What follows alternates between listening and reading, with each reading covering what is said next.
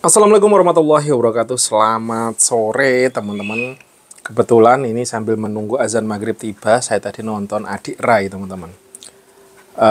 Berkenaan tentang kesehatan tentunya, tentang gimana menjaga pola hidup biar lebih mantap jiwa. Dan satu yang saya masuk itu ini, semakin usia kita harus semakin aktif. Bukan berarti semakin usia semakin cuma rebahan, diem-diem, terus santuy-santuy, tidak. Karena kalau kita lakukan itu justru badan kita akan melemah. Saya tadi kedatangan tamu dari Departemen Pertanian teman-teman. Beliau nonton YouTube-nya Krisbo makan-makan tentang siomay Wondes, dan beliau tuh tertarik untuk join jualan siomay Wondes. Bayangkan orang sudah pekerja kantoran, pegawai negeri, beliau sama istrinya dari Departemen Pertanian di Pasar Minggu datang ke sini ngobrol-ngobrol, cerita-cerita masalah usaha, masalah bisnis. Bagi saya anugerah terindah gitu ya. Saya datengin orang yang beliau saya nggak kenal, tapi ternyata mau datang, mau hadir. Sampai tadi aja kebingungan nyari parkir kendaraan mobil ya teman-teman, karena memang kami ini di Wondes nggak punya parkiran. Jadi beliau muter-muter nyari parkiran karena nggak kontak saya dulu posisinya di mana gitu ya tadi. Dan intinya gini, anak ujung-ujungnya tadi ngebahas masalah kesehatan juga, bahwa ya beliau melakukan intermittent fasting karena sebelumnya badannya gemuk segala macam ya teman-teman. Dan saya baru eh, denger tadi si adik Raini ngomongin masalah semakin tua semakin aktif. Lah kok ada ketersambungan gitu ya teman-teman. Oke, tapi ini sudah azan maghrib, jadi saya lanjutkan nanti lagi videonya teman-teman ya. Walaupun semangat tapi nanti lagi dilanjut aja, kita sholat maghrib berjamaah dulu, lanjut nanti. See you. Selamat pagi, assalamualaikum warahmatullahi wabarakatuh. Melanjutkan video saya maghrib, waktu maghrib semalam teman-teman, mengenai makin tua kita harus makin aktif, makin usia kita makin aktif gitu teman-teman.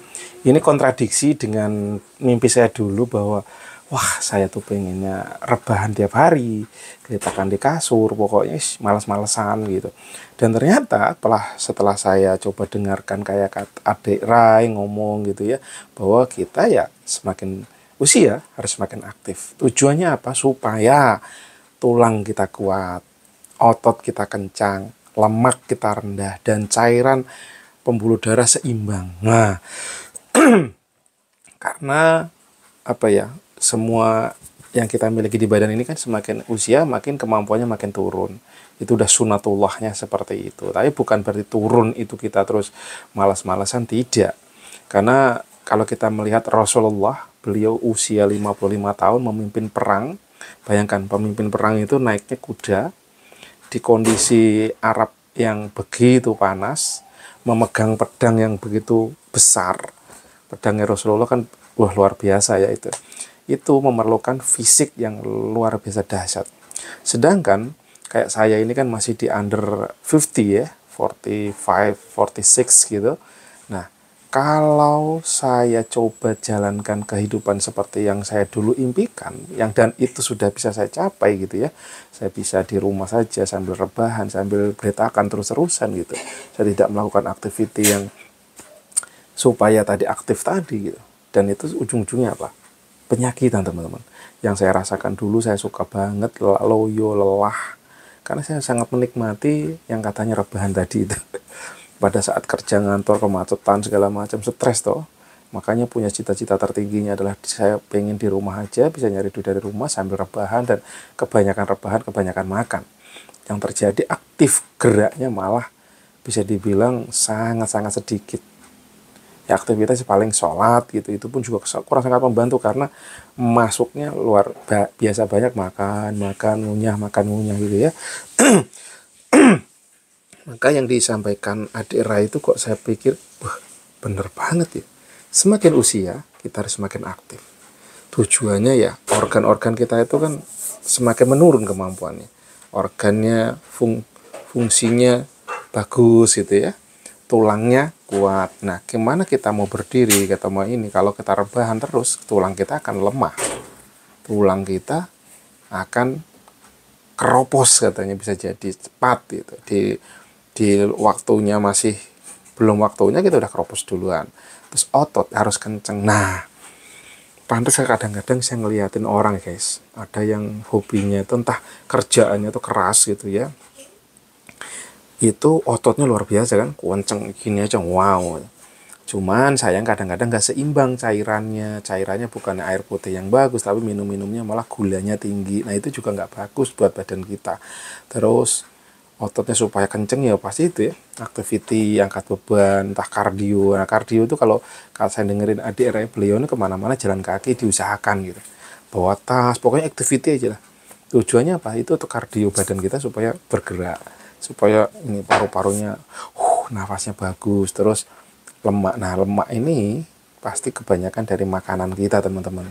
Jujur saya sendiri ini belajar ya teman-teman, saya bikin video seperti ini bukan karena saya jago, tapi saya justru mencari nilai-nilai kehidupan dari orang-orang yang mereka memang udah suhunya di situ, dan saya coba sambungkan gimana sih kalau Islam gitu loh.